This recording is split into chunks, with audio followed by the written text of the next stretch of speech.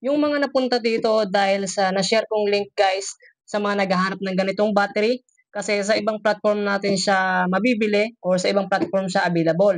Kaya dito ko nilagay ito guys para direct nyong ma-check out yung ating ganitong klaseng battery. So, yung ganitong battery po ay LiPo4 120 Ah 12.8 volts. Ito yung kanyang battery terminal. Tapos meron siyang voltmeter. Pwede nyo makita yung voltage at syempre yung kanyang percentage. May ano siya dito guys, may handle yan para pwede nyo dalhin kahit saan. So pwede itong lagyan ng inverter para makagamit kayo ng 220 volts na AC. Tapos, i-charge ito guys via solar, kung meron kayong solar charge controller.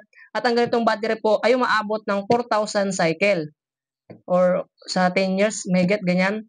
Tapos, 80% po yung DOD niya. So, LiPo po to guys. Nasa 1,500 watts yung kanyang total capacity.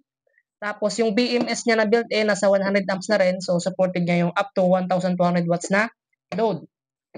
Pero depende pa rin guys sa inyong inverter kung kakayanin ba. So, yan siya.